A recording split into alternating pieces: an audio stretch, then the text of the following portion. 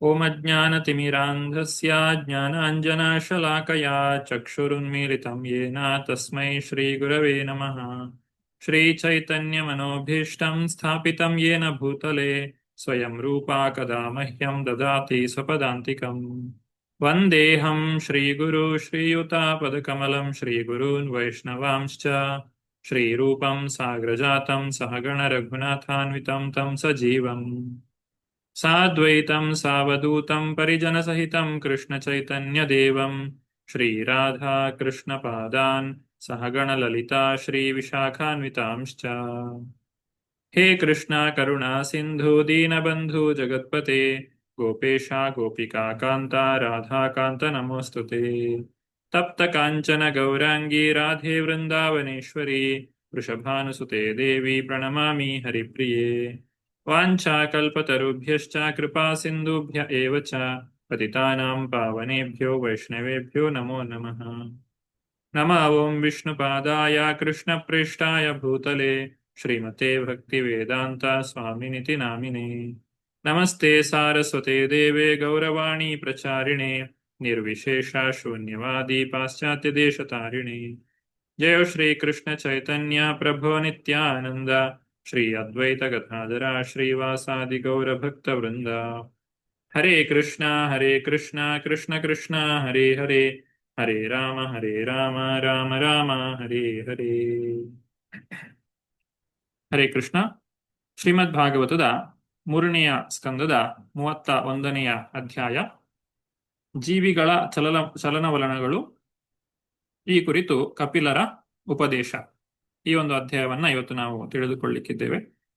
ಶ್ರೀಮದ್ ಭಾಗವತದ ಪುಸ್ತಕ ಇದ್ದವರು ಪುಸ್ತಕವನ್ನ ತೆರೆಯಿರಿ. ಅನುವಾದವನ್ನ ಓದುವವರು ಕೈ ಮೇಲೆತ್ತಬಹುದು.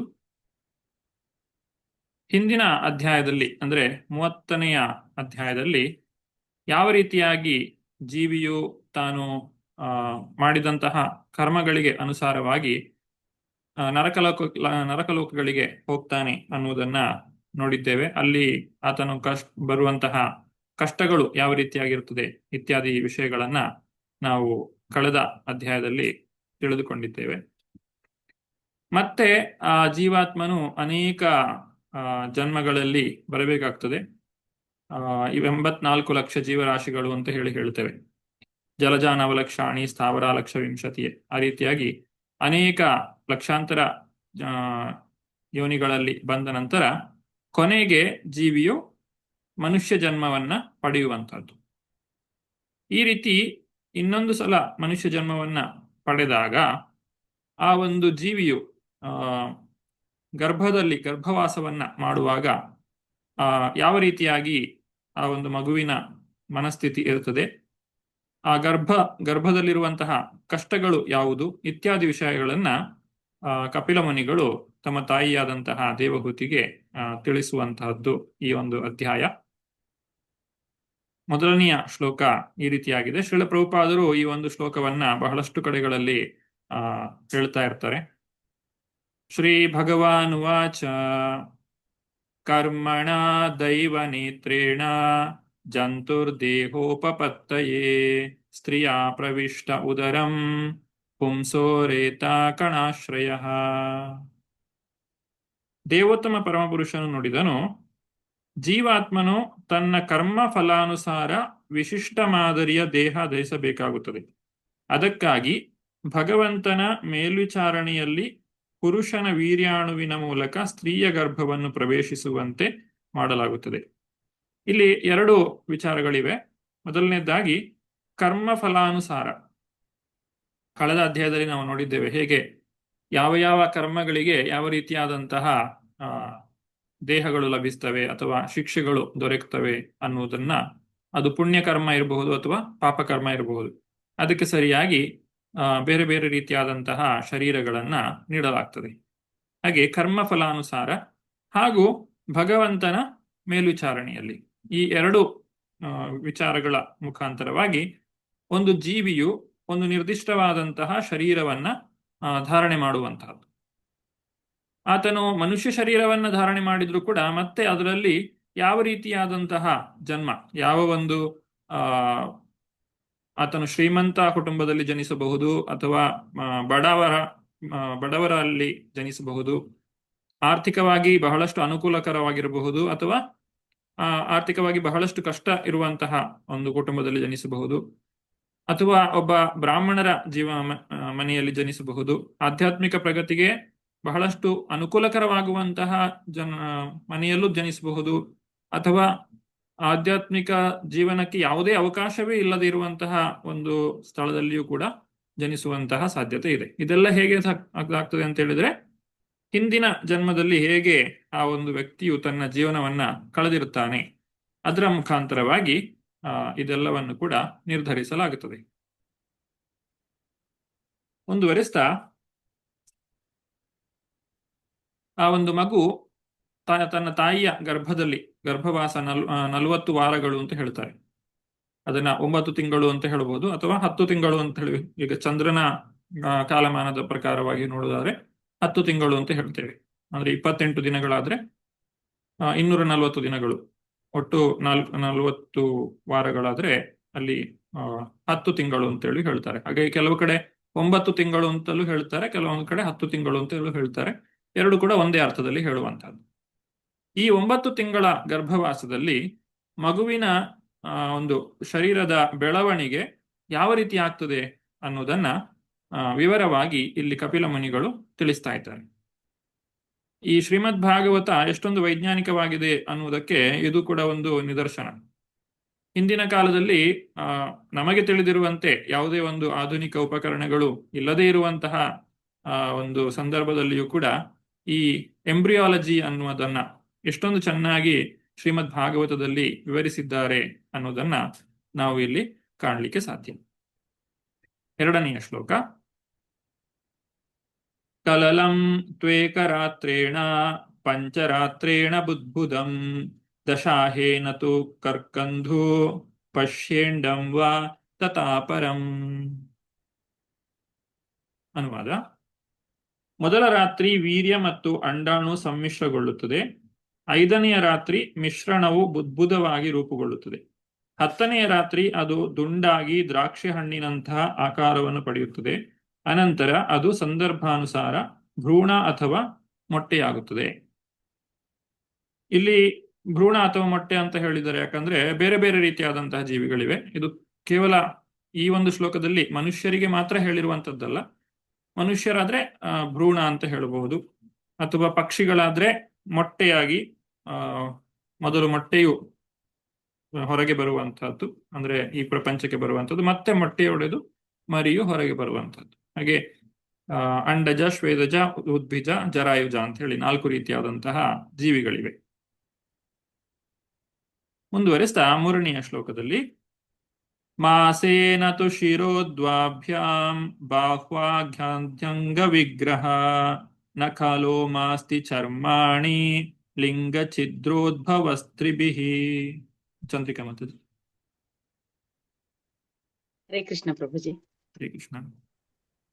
1 ತಿಂಗಳ ಅವಧಿಯಲ್ಲಿ ತಲೆ ರೂಪುಗೊಳ್ಳುತ್ತದೆ. 2 ತಿಂಗಳ ಕೊನೆಯಲ್ಲಿ ಕೈಗಳು, ಕಾಲು ಮತ್ತು ಇತರ ಅಂಗಾಂಗಗಳು ರೂಪುಗೊಳ್ಳುತ್ತವೆ. 3 ತಿಂಗಳ ಕೊನೆಯ ವೇಳೆಗೆ ಉಗುರುಗಳು, ಬೆರಳುಗಳು, ಹೆಬ್ಬೆರಳುಗಳು, ಕೂದಲು, ಮೂಳೆಗಳು ಮತ್ತು ಚರ್ಮ ಕಾಣಿಸಿಕೊಳ್ಳುತ್ತವೆ.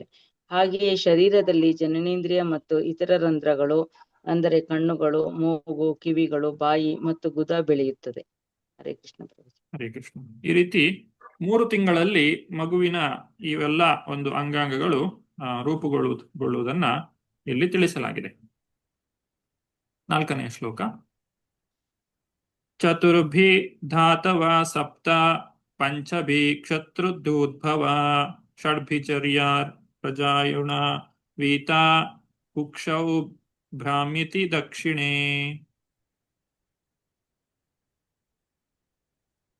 ಗರ್ಭಧಾರಣೆಯ ದಿನದಿಂದ 4 ತಿಂಗಳಲ್ಲಿ ಶರೀರದ ಘಟಕಗಳಾದ ಸಪ್ತಧಾತುಗಳು, ಅಂದರೆ ಅನ್ನಕ್ಷೀರ, ರಕ್ತ, ಮಾಂಸ, ಕೊಬ್ಬು, ಮೂಳೆ, ಎಲುಬಿನ ನೆಣ ಮತ್ತು ವೀರ್ಯ ಅಸ್ತಿತ್ವಕ್ಕೆ ಬರುತ್ತವೆ. 5ನೆಯ ತಿಂಗಳ ಕೊನೆಯಲ್ಲಿ ಹಸಿವು ಮತ್ತು ಬಾಯಾರಿಕೆಗಳು ಕಾಣಿಸಿಕೊಳ್ಳುತ್ತವೆ. 6 ತಿಂಗಳ ಕೊನೆಯಲ್ಲಿ ಗರ್ಭವೇಷ್ಟನೆ ಎಂಬ ಪೊರೆಯಿಂದ ಆವೃತವಾದ ಭ್ರೂಣವು ಹೊಟ್ಟೆಯ ಬಲಭಾಗದಲ್ಲಿ ಚಲಿಸಲಾರಂಭಿಸುತ್ತದೆ. ಇದು ಸಪ್ತಧಾತು ಅಂತೇಳಿ ಹೇಳ್ತಾರೆ. ಸಪ್ತಧಾತು ಅಂತ ಹೇಳಿದ್ರೆ ನಮ್ಮ ಶರೀರದಲ್ಲಿ ಇರುವಂತಹ 7 ಪದರಗಳು. ನಾವು ತಿನ್ನುವಂತಹ ಆಹಾರ ಏನಿದೆ ಅದನ್ನ ನಾವು ಚೆನ್ನಾಗಿ ಜಗೀತೇವೆ. ಜಗಿದ ನಂತರ ಅದು ಜಠರದಲ್ಲಿ ಮತ್ತೆ ಜೀರ್ಣವಾಗ್ತದೆ. ಹಾಗೆ ಜೀರ್ಣವಾದಂತಹದ್ದು ಬಹಳ ತೆಳುವಾದಂತಹ ಒಂದು ರಸದ ರೀತಿಯಲ್ಲಿ ಆಗ್ತದೆ. ಅದನ್ನ ಇಲ್ಲಿ ಅನ್ನಕ್ಷೀರ ಅಂತ ಹೇಳಿದ್ದಾರೆ. ಇದು ಎಷ್ಟೊಂದು ತೆಳುವಾಗಿರ್ತದೆ ಅಂತ ಹೇಳಿದ್ರೆ ಆ ಒಂದು ಶರೀರವು ಕರುಳಿನಲ್ಲಿ ಅದನ್ನ ಸುಲಭವಾಗಿ ಹೀರಿಕೊಳ್ಳಿಕ್ಕೆ ಸಾಧ್ಯವಾಗ್ತದೆ. ಇದು ಆಹಾರದ ಮೊದಲನೆಯ ಹಂತ. ನಂತರ ಹೀಗೆ ಹೀರಿಕೊಂಡಂತಹ ಈ ಒಂದು ಆಹಾರ ಏನಿದೆ ಅದು ಮೊದಲು ರಕ್ತವನ್ನ ಸೇರುವಂತಹದ್ದು. ನಂತರ ಅದರಿಂದ ಮಾಂಸವು ಬೆಳೆಯುತ್ತದೆ. ಮಾಂಸದ ನಂತರ ಬರುವಂತದ್ದು ಕೊಬ್ಬು, ನಂತರ ಮೂಳೆ, ಆಮೇಲೆ ಆ ಮೂಳೆಯಲ್ಲಿರುವಂತಹ ಎಲುಬಿನ ನೆಣ, ನಾವು ಏನು ಬೋನ್ ಮ್ಯಾರೋ ಅಂತ ಹೇಳ್ತೇವೆ, ಅಥವಾ ನಮ್ಮ ಶರೀರದ ಒಂದು ಇಮ್ಯೂನ್ ಸಿಸ್ಟಮ್, ರೋಗ ನಿರೋಧಕ ಶಕ್ತಿ ಇತ್ಯಾದಿಗಳೆಲ್ಲ ಆ ಎಲುಬಿನ ಒಳಗೆ ಇರುವಂತಹದ್ದು, ಅದು ಅಲ್ಲಿ ರಚನೆಗೊಳ್ಳುವಂತಹದ್ದು. ನಂತರ ವೀರ್ಯ. ಈ 7 ಪದರಗಳಲ್ಲಿ ನಮ್ಮ ಶರೀರವನ್ನ ರಚಿಸಲಾಗಿದೆ. ಇದೆಲ್ಲವೂ ಕೂಡ ಅಸ್ತಿತ್ವಕ್ಕೆ ಬರುವಂತಹದ್ದು. ಇನ್ನು 5 ತಿಂಗಳು ಕೊನೆಯ ಆಗ್ತಾ ಇದ್ದ ಹಾಗೆ ಮಗುವಿಗೆ ಹಸಿವು ಬಾಯಾರಿಕೆಗಳು ಕೂಡ ಪ್ರಾರಂಭವಾಗ್ತದೆ. 6 ತಿಂಗಳ ಕೊನೆಯಲ್ಲಿ ಗರ್ಭವೇಷ್ಟನೆ ಅನ್ನುವಂತಹ ಪೊರೆಯಿಂದ ಆದಂತಹ ಭ್ರೂಣವು ಹೊಟ್ಟೆಯ ಬಲಭಾಗದಲ್ಲಿ ಚಲಿಸುವಂತಹದ್ದು, ಅದು ತಾಯಿಯ ಅನುಭವಕ್ಕೆ ಬರುವಂತಹದ್ದು. ಹೀಗೆ ಆ ಮಗು ಈಗ ಪ್ರಜ್ಞೆಯನ್ನ ಪಡೆದುಕೊಂಡಿದೆ. ಅದಕ್ಕೆ ನೋವು, ವೇದನೆ ಅನ್ನುವಂಥದ್ದು ಏನು ಅನ್ನುವುದು ಅನುಭವಕ್ಕೆ ಬರ್ತದೆ. ಅದರ ಇಂದ್ರಿಯಗಳು ಕೆಲಸ ಮಾಡಲಿಕ್ಕೆ ಪ್ರಾರಂಭಿಸಿವೆ. ಹಾಗಿರಬೇಕಾದ್ರೆ ಆ ಮಗು ಯಾವ ರೀತಿಯಾಗಿ ಗರ್ಭದಲ್ಲಿ ಯಾತನೆಯನ್ನ ಪಡುತ್ತದೆ ಅನ್ನುವುದನ್ನ ಮುಂದಿನ 6 ಶ್ಲೋಕಗಳಲ್ಲಿ ತಿಳಿಸಲಾಗಿದೆ. ಮಾತುರ್ಜಗ್ಧಾನ್ನ ಪಾನಾದ್ಯೈರೇಧಾತುರ ಸಮ್ಮತೆ ಶೇತೆ ವಿಣ್ಮೂತ್ರ ಯೋರ್ಗರ್ತೆ ಸಾ ಜಂತುರ್ಜಂತು ಸಂಭವೇ. ಚಂದ್ರಿಕಾ ಮಾತಾಜಿ. ಶ್ರೀಕೃಷ್ಣ ಪ್ರಭು. ತಾಯಿಯು ತೆಗೆದುಕೊಂಡ ಅನ್ನಪಾನಾದಿಗಳಿಂದ ಪೋಷಣೆ ಹೊಂದುತ್ತಾ ಭ್ರೂಣ ಬೆಳೆಯುತ್ತದೆ ಮತ್ತು ಕ್ರಿಮಿಗಳ ವೃದ್ಧಿಸ್ಥಾನವಾದ ಅಸಹ್ಯಕರ ಮಲಮೂತ್ರ ಕೂಪದಲ್ಲಿ ಅದು ಉಳಿದಿರುತ್ತದೆ. ಹರೇ ಕೃಷ್ಣ ಪ್ರಭು. ಹರೇ ಕೃಷ್ಣ. ಈ ಮಗುವಿನ ಒಂದು ಬೆಳವಣಿಗೆಗೆ ಭಗವಂತನು ಮಾಡಿರುವಂತಹ ಒಂದು ವ್ಯವಸ್ಥೆ ಈ ರೀತಿಯಾಗಿರುತ್ತದೆ. ಆ ಮಗು ತಾಯಿ ಏನು ಅನ್ನವನ್ನ ಸ್ವೀಕಾರ ಮಾಡ್ತಾರೆ, ಏನು ಕುಡಿತಾರೆ, ಇದೆಲ್ಲವೂ ಕೂಡ ಮಗುವಿನ ಮೇಲೆ ಪರಿಣಾಮವನ್ನ ಬೀರುತ್ತದೆ. ಹಾಗಾಗಿ ಯಾವ ರೀತಿಯಾದಂತಹ ಆಹಾರವನ್ನ ಸೇವಿಸಬೇಕು ಅನ್ನೋದರ ಬಗ್ಗೆ ತಾಯಿಯು ಬಹಳ ಎಚ್ಚರಿಕೆಯನ್ನ ವಹಿಸಬೇಕಾಗ್ತದೆ. ಒಂದು ಮಗು ಆ ಒಂದು ಗರ್ಭದಲ್ಲಿ ಆ ಮಗು ಮಾತ್ರ ಇರುವಂತದ್ದಲ್ಲ, ಬೇರೆ ಅನೇಕ ಕ್ರಿಮಿಕೀಟಗಳು ಕೂಡ ಆ ಹೊಟ್ಟೆಯಲ್ಲಿ ಇರ್ತದೆ. ಅವುಗಳು ಈ ಒಂದು ಮಗುವಿಗೆ ಬಹಳ ಸಮಸ್ಯೆಯನ್ನ, ತೊಂದರೆಯನ್ನ ಕೊಡ್ತದೆ. ಯಾವ ರೀತಿಯಾಗಿ ಅಂತ ಹೇಳಿದ್ರೆ, ಕ್ರಿಮಿಭಿ ಕ್ಷತ ಸರ್ವಾಂಗ ಸುಕುಮಾರ್ಯಾತ್ ಪ್ರತಿಕ್ಷಣಂ ಮೂರ್ಛಾಮಾಪ್ನುತ್ಯರು ಕ್ಲೇಶಾಸ್ತ್ಯತ್ರತ್ಯೈ ಕ್ಷುಧಿತೈರ್ಮುಹು. ಹಸಿದ ಕ್ರಿಮಿಗಳು ಮಗುವಿನ ದೇಹವನ್ನು ಮತ್ತೆ ಮತ್ತೆ ಕಚ್ಚುತ್ತವೆ. ಹೀಗೆ ಕಚ್ಚಿಸಿಕೊಂಡ ಮಗುವು ದೇಹದ ಸುಕುಮಾರತೆಯಿಂದಾಗಿ ಬಲು ಯಾತನೆಯನ್ನು ಅನುಭವಿಸುತ್ತದೆ. ಈ ಭಯಂಕರ ಸ್ಥಿತಿಯಿಂದಾಗಿ ಮಗು ಪದೇ ಪದೇ ಪ್ರಜ್ಞಾಹೀನವಾಗುತ್ತದೆ. ನಮ್ಮ ಶರೀರದಲ್ಲಿ ನೋವು ಬಹಳ ಹೆಚ್ಚಾದಾಗ ನಾವು ಪ್ರಜ್ಞೆಯನ್ನ ಕಳೆದುಕೊಳ್ತೇವೆ. ಶರೀರಕ್ಕೆ ಅದನ್ನು ತಡೆದುಕೊಳ್ಳಿಕ್ಕೆ ಸಾಧ್ಯವಾಗುವುದಿಲ್ಲ. ಅಂತಹ ಒಂದು ಭಯಂಕರವಾದಂತಹ ನೋವನ್ನ ಇಲ್ಲಿ ಆ ಒಂದು ಭ್ರೂಣವು ಅನುಭವಿಸಬೇಕಾಗ್ತದೆ. ಆ ಗರ್ಭದಲ್ಲಿರುವಂತಹ ಶಿಶು, ಅದರ ಜೊತೆಗಿರುವಂತಹ ಆ ಒಂದು ಕ್ರಿಮಿಗಳಿಂದಾಗಿ ಅವುಗಳಿಗೆ ಹಸಿವಾಗಿರ್ತದೆ. ಮತ್ತೆ ಮಗುವಿನ ಕೋಮಲವಾದಂತಹ ಶರೀರ, ಆ ಚರ್ಮ ಏನಿದೆ, ಅದನ್ನ ಈ ಕ್ರಿಮಿಗಳು ಕಚ್ಚುತ್ತವೆ. ಇನ್ನು ತಾಯಿ ತಿನ್ನುವಂತಹ ಆಹಾರದ ಬಗ್ಗೆ ಇಲ್ಲಿ ತಿಳಿಸುವಂತಹದ್ದು, ಕಟು ತೀಕ್ಷ್ಣೋಷ್ಣ ಲವಣ ರೂಕ್ಷಾಂ ಲಧಿರು ಉಲ್ಬಣೈ ಮಾತೃಭುಕ್ತೈರುಪ ಸ್ಪೃಷ್ಟ ಸರ್ವಾಂಗೋತ್ಥಿತ ವೇದನಃ. ಚಂದ್ರಿಕಾ ಮಾತಾಡಿ. ಹರೇ ಕೃಷ್ಣ ಪ್ರಭುಜಿ. ತಾಯಿಯು ಅತಿ ಉಪ್ಪಾದ ಮತ್ತು ಅತಿ ಹುಳಿಯಾದ ತೀಕ್ಷ್ಣ ಆಹಾರ ಪದಾರ್ಥಗಳನ್ನು ಸೇವಿಸುವುದರಿಂದಾಗಿ ಮಗುವಿನ ಶರೀರವು ಸತತವಾಗಿ ನೋವನ್ನು ಅನುಭವಿಸುತ್ತದೆ. ಈ ನೋವು ಅಸಹನೀಯವಾದದ್ದು. ಹರೇ ಕೃಷ್ಣ ಪ್ರಭುಜಿ. ಹರೇ ಕೃಷ್ಣ. ಈ ರೀತಿ ಆಹಾರ ಅದು ತುಂಬಾ ತೀಕ್ಷ್ಣವಾಗಿದ್ರೆ, ಖಾರವಾದದ್ದು, ಹುಳಿಯಾದದ್ದು, ಇದೆಲ್ಲವೂ ಮಗುವಿನ ಒಂದು ಶರೀರಕ್ಕೆ ಬಹಳ ನೋವನ್ನ ಉಂಟು ಮಾಡ್ತದೆ. ಉಲ್ಬೇನ ಸಂವೃತಸ್ತಿಸ್ತಸ್ಮಿನ್ ನಂತ್ರಶ್ಚ ಬಹಿರಾವೃತ ಆಸ್ತೆ ಕೃತ್ವಾ ಶಿರಃ ಕುಕ್ಷೌ ಭುಗ್ನ ಪೃಷ್ಠಶಿರೋಧರಃ. ಗರ್ಭವೇಷ್ಟನೆ ಎಂಬ ಪೊರೆಯ ಒಳಗಿರುವ ಶಿಶುವು ಹೊರಗೆ ಕರುಳುಗಳಿಂದ ಆವೃತವಾಗಿ ಹೊಟ್ಟೆಯೊಳಗೆ ಒಂದು ಭಾಗದಲ್ಲಿ ಇರುತ್ತದೆ. ಅದರ ತಲೆ ತನ್ನ ಹೊಟ್ಟೆಯತ್ತ ತಿರುಗುತ್ತದೆ ಮತ್ತು ಅದರ ಬೆನ್ನು ಹಾಗೂ ಕತ್ತು ಬಿಲ್ಲಿನಂತೆ ಬಾಗಿರುತ್ತದೆ. ಇದು ಗರ್ಭದಲ್ಲಿ ಆ ಮಗು ಯಾವ ರೀತಿಯಾಗಿ ಇರ್ತದೆ ಅನ್ನೋದನ್ನ ವಿವರಿಸ್ತಾ ಇದ್ದಾರೆ. ಬಿಲ್ಲಿನ ರೀತಿಯಲ್ಲಿ ಬಾಗಿದಂತಹ ಒಂದು ಶರೀರ ನಾವು ಭಾಗವತದಲ್ಲಿ ಚಿತ್ರಗಳಲ್ಲಿ ಕಾಣಬಹುದು. ಈ ರೀತಿಯಾಗಿ ಆ ಮಗು ತನ್ನ ಬೆನ್ನು ಮೂಳೆಯನ್ನ ಬಾಗಿಸಿ ಇರ್ತದೆ. ಕತ್ತು ಮತ್ತು ಬೆನ್ನು ಬಾಗಿ ಒಂದು ಬಿಲ್ಲಿನ ಆಕಾರದಲ್ಲಿ ತಾಯಿಯ ಗರ್ಭದಲ್ಲಿ ವಾಸ ಮಾಡುವಂತಹದ್ದು. 9ನೆಯ ಶ್ಲೋಕ.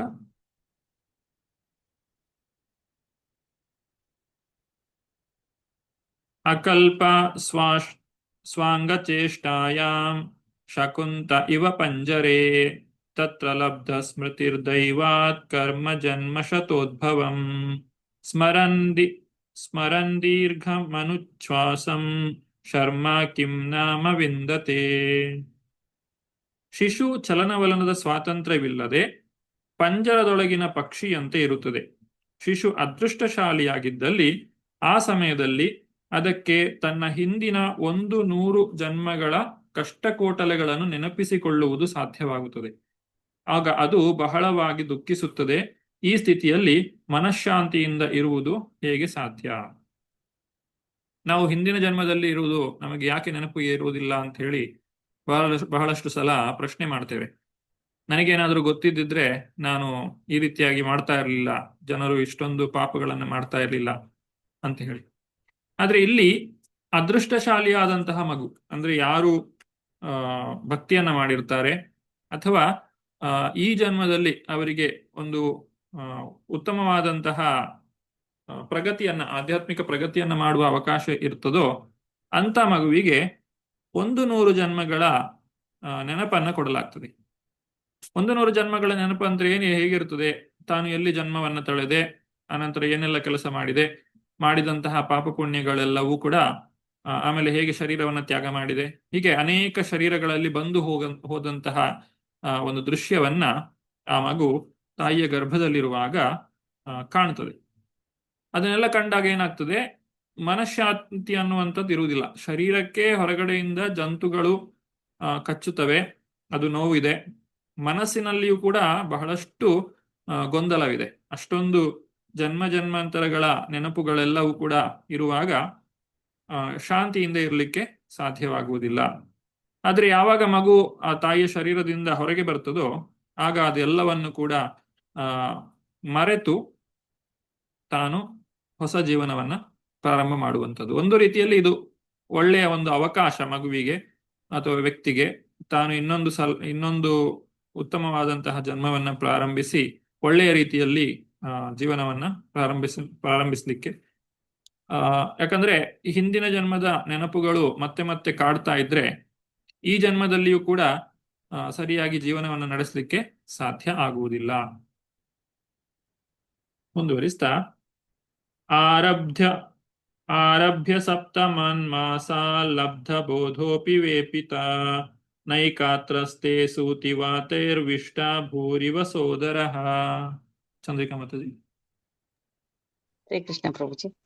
ಶಿಶುವು ಗರ್ಭಧಾರಣೆಯ 7ನೆಯ ತಿಂಗಳಿನಿಂದ ಪ್ರಜ್ಞಾಶಕ್ತಿ ಪಡೆಯುವುದು. ಹೆರಿಗೆಗೆ ಹಿಂದಿನ ವಾರಗಳ ಅವಧಿಯಲ್ಲಿ ಶಿಶುವು ಗಾಳಿಯ ಒತ್ತಡಕ್ಕೆ ಕೆಳಕ್ಕೆ ನೂಕಲ್ಪಡುತ್ತದೆ. ಅದೇ ಉದರದ ಹೊಲಸಿನಲ್ಲಿ ಜನಿಸಿದ ಕ್ರಿಮಿಗಳಂತೆ ಶಿಶುವು ಸಹ ಒಂದೇ ಸ್ಥಳದಲ್ಲಿ ಉಳಿಯಲಾಗದು. ಹರೇ ಕೃಷ್ಣ ಪ್ರಭುಜಿ. ಹರೇ ಕೃಷ್ಣ. ಇಲ್ಲಿ ಸೋದರ ಅಂತ ಕರೆದಿದ್ದಾರೆ. ಉದರ ಅಂತ ಹೇಳಿದ್ರೆ ಹೊಟ್ಟೆ, ಸಹ ಉದರ ಅಂದ್ರೆ ಆ ಶಿಶುವಿನ ಜೊತೆಗೆ ಹುಟ್ಟಿಕೊಂಡಂತಹ ಇತರ ಕ್ರಿಮಿಕೀಟಗಳು, ಇವುಗಳನ್ನು ಆ ಮಗುವಿನ ಸೋದರರು ಅಂತ ಹೇಳಿ ಕರೆದಿದ್ದಾರೆ. ಅಂತಹ ಒಂದು ಸ್ಥಳದಲ್ಲಿ ಅಲ್ಲೇ ಮಲಮೂತ್ರಗಳೆಲ್ಲವೂ ಕೂಡ ಆ ಅದೇ ಗರ್ಭದಲ್ಲಿ ಆ ಮಗು ಮಲಮೂತ್ರಗಳನ್ನು ವಿಸರ್ಜಿಸಿರುತ್ತದೆ. ಅಂತಹ ಒಂದು ಸ್ಥಳದಲ್ಲಿ ಕ್ರಿಮಿಕೀಟಗಳು ಕೂಡ ಹುಟ್ಟಿಕೊಂಡಿರುತ್ತವೆ. ಬಹಳ ಶೋಚನೀಯವಾದಂತಹ ಸ್ಥಿತಿಯಲ್ಲಿ ಆ ಮಗು ತನ್ನ ಜೀವನವನ್ನ ಕಳೆಯಬೇಕಾಗ್ತದೆ. ಹೀಗಿರಬೇಕಾದ್ರೆ ಒಂದು ವೇಳೆ ಆ ಮಗು ಉತ್ತಮವಾದಂತಹ ಸಂಸ್ಕಾರವನ್ನ ಹಿಂದಿನ ಜನ್ಮದಲ್ಲಿ ಪಡೆದಿದ್ದೇ ಆದ್ರೆ, ಅಥವಾ ಪುಣ್ಯವನ್ನ ಮಾಡಿದ್ರೆ, ಅಥವಾ ಭಕ್ತಿಯನ್ನ ಮಾಡಿದ್ದೇ ಆದ್ರೆ, ಅದಕ್ಕೆ ಒಂದು ಜ್ಞಾನ ಇರ್ತದೆ. ತನ್ನ ಜೀವನ ಯಾಕೆ ಹೀಗೆ ಆಗಿದೆ, ಯಾಕಂದ್ರೆ ಹಿಂದಿನ ಜನ್ಮದ ನೆನಪುಗಳೆಲ್ಲವೂ ಕೂಡ ಬಂದಾಗ ತಾನು ಇನ್ನೊಂದು ಸಲ ಈ ರೀತಿಯಾಗಿ ಕಷ್ಟವನ್ನ ಪಡಬಾರದು ಅನ್ನುವುದನ್ನ ತಾಯಿಯ ಗರ್ಭದಲ್ಲಿರುವಂತಹ ಮಗು ಒಂದು ನಿರ್ಧಾರಕ್ಕೆ ಬರ್ತದೆ. ಹಾಗೆ ನಿರ್ಧಾರ ಮಾಡಿ ಆ ಮಗು ಪ್ರಾರ್ಥನೆಯನ್ನ ಮಾಡ್ತದೆ. ಇದು ಎಲ್ಲರೂ ಕೂಡ, ಎಲ್ಲ ಶಿಶುಗಳು ಮಾಡುವುದಿಲ್ಲ. ಇದು ಕೇವಲ ಭಕ್ತರಾಗಿದ್ರೆ ಅಥವಾ ಉತ್ತಮ ಸಂಸ್ಕಾರವನ್ನ ಬೆಳೆಸಿಕೊಂಡಿದ್ದಾಗ ಆ ಮಗು ಭಗವಂತನಲ್ಲಿ ಈ ರೀತಿಯಾಗಿ ಪ್ರಾರ್ಥನೆಯನ್ನ ಸಲ್ಲಿಸ್ತದೆ. 11ನೆಯ ಶ್ಲೋಕ. ನಾಥಮಾನಾ ಋಷಿರ್ಭೀತಾ ಸಪ್ತವಧ್ರೀ ಕೃತಾಂಜಲಿ ಸ್ತುವೀತ ತಂ ವಿಕ್ಲವಯಾ ವಾಚಾ ಏನೋದರೇರ್ಪಿತಃ. ಜೀವಿಯು ಜೀವನದ ಈ ಭಯಾನಕ ಸ್ಥಿತಿಯಲ್ಲಿ ಐಹಿಕ ಧಾತುಗಳ 7 ಪದರಗಳಿಂದ ಬಂಧಿತನಾಗಿ ತನ್ನನ್ನು ಆ ಸ್ಥಿತಿಯಲ್ಲಿ ಇರಿಸಿದ ಭಗವಂತನಿಗೆ ಕೈಮುಗಿದು ಪ್ರಾರ್ಥನೆ ಮಾಡುತ್ತಾನೆ. ಈ ರೀತಿ ಆ ಮಗುವಿಗೆ ಎಷ್ಟೊಂದು ಕಷ್ಟ ಇರ್ತದೆ ಅಂತ ಹೇಳಿದ್ರೆ, ಮತ್ತೆ ನಾನು ಇಲ್ಲಿಗೆ ಬರಲೇಬಾರದು ಅನ್ನುವಂತಹ ಒಂದು ನಿರ್ಧಾರಕ್ಕೆ ಆ ಮಗು ಬರ್ತದೆ. ಈಗ ತಾನು ಈ ಒಂದು ಶರೀರವನ್ನ ಧಾರಣೆ ಮಾಡಿದ್ದೇನೆ, ಅದಕ್ಕಾಗಿ ಮತ್ತೆ ನನಗೆ ಇಲ್ಲಿಂದ ಮುಕ್ತಿಯನ್ನ ಕೊಡು ಅಂತ ಹೇಳಿ ಆ ಮಗು ಇಲ್ಲಿ ಪ್ರಾರ್ಥನೆಯನ್ನ ಮಾಡುವಂಥದ್ದು. ಇಲ್ಲಿ ಜಂತು ಅಂತ ಹೇಳಿದ್ರೆ ಮಗು ಗರ್ಭದ ಒಳಗಿರುವಂತಹ ಭ್ರೂಣವನ್ನ ಇಲ್ಲಿ ಜಂತು ಅಂತ ಹೇಳಿ ಕರೆದಿದ್ದಾರೆ. ಇದು ಒಂದು ಮಗು ಮಾಡುವಂತಹ ಪ್ರಾರ್ಥನೆ.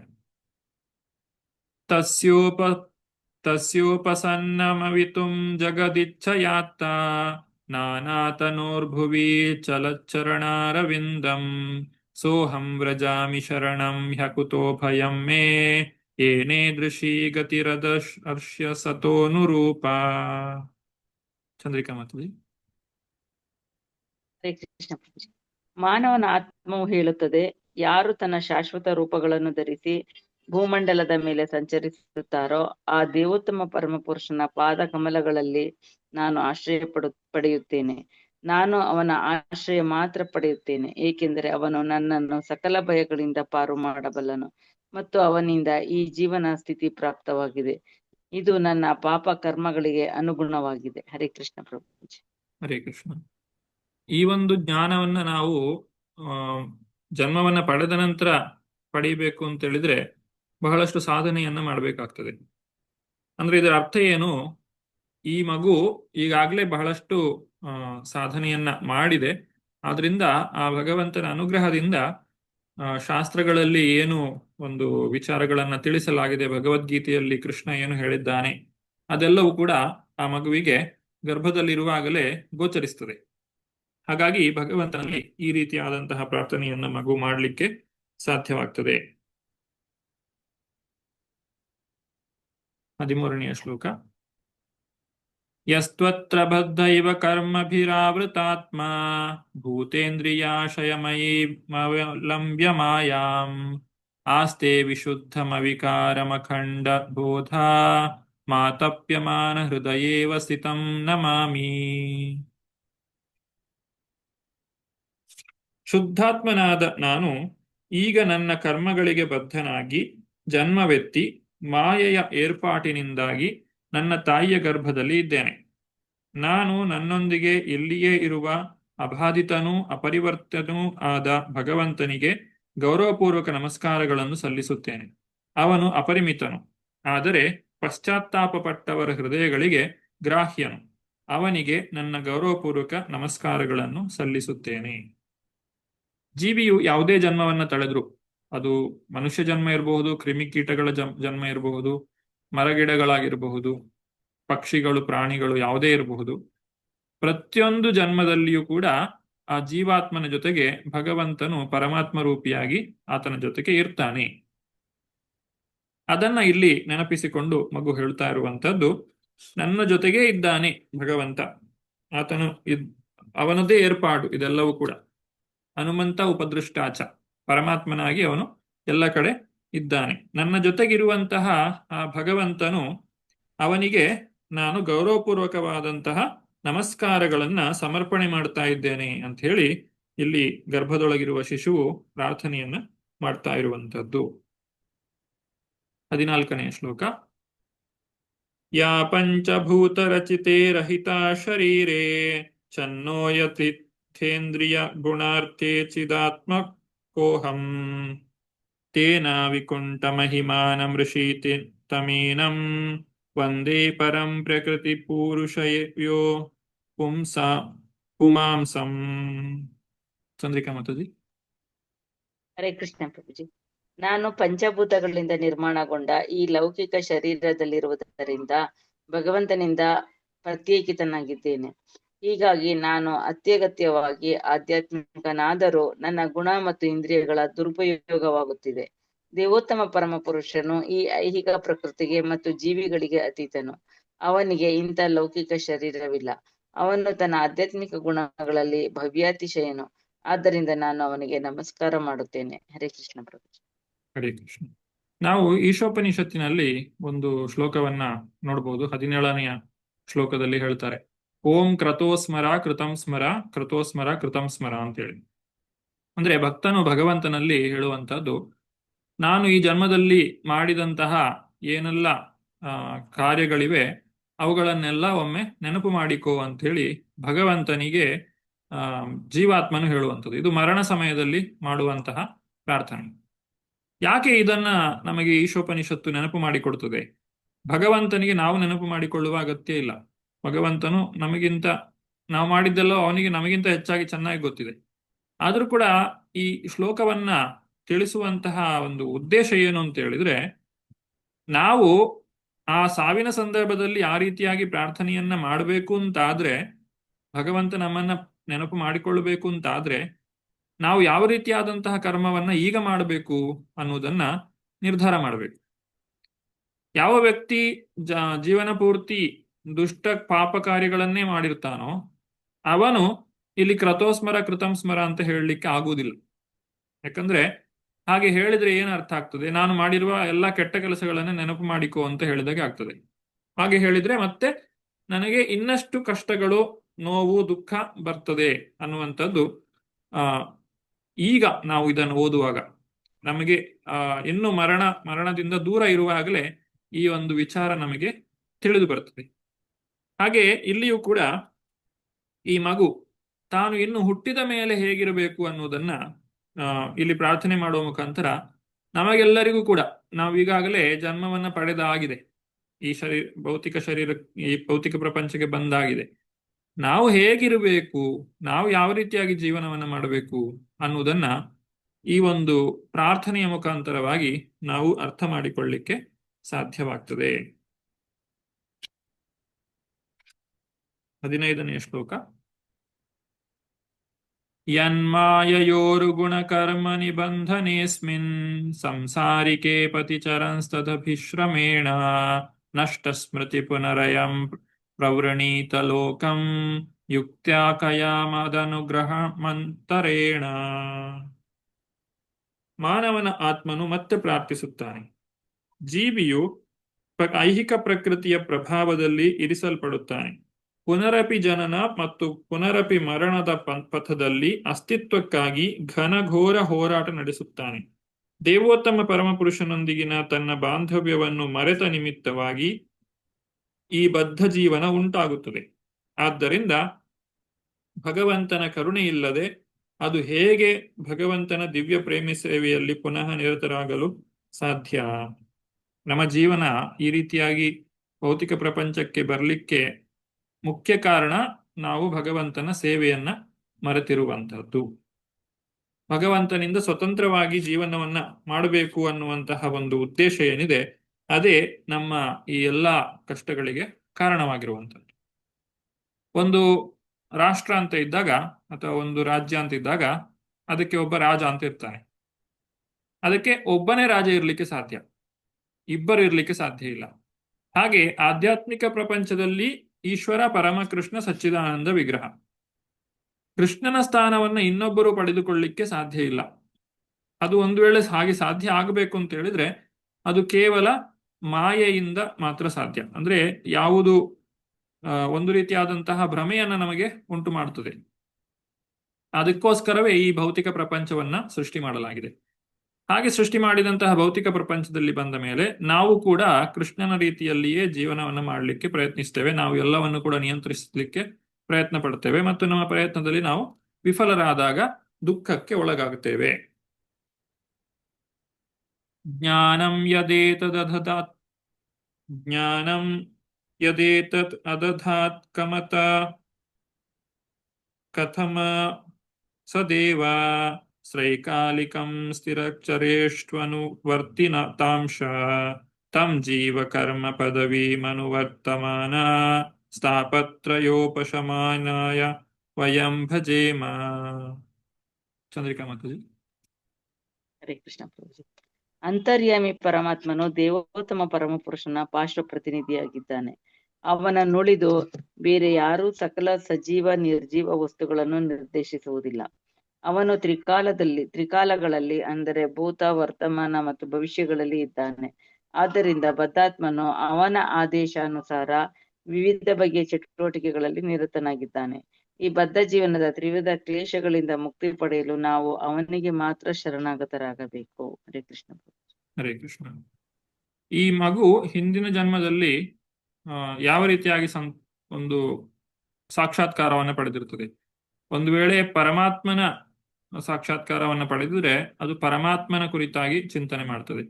ಅಥವಾ ಭಗವಂತನ ಭಕ್ತಿಯನ್ನ ಮಾಡಿ, ಭಕ್ತಿ ಸೇವೆಯನ್ನ ಮಾಡಿ ಅದರಲ್ಲಿ ಪರಿಪೂರ್ಣತೆಯನ್ನ ಪಡೆಯಲಿಕ್ಕೆ ಆಗದೆ ಇದ್ದಾಗ ಅದು ಭಗವಂತನ ಕುರಿತಾಗಿ ಪ್ರಾರ್ಥನೆಯನ್ನ ಮಾಡುವಂತಹದ್ದು.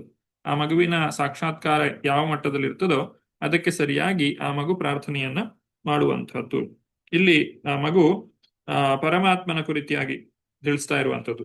ದೇವೋತ್ತಮ ಪರಮ ಪುರುಷನು ಪರಮಾತ್ಮನಾಗಿ ಅಂತರ್ಯಾಮಿಯಾಗಿ ಪ್ರತಿಯೊಂದು ಶರೀರದಲ್ಲಿಯೂ ಕೂಡ ಇದ್ದಾನೆ.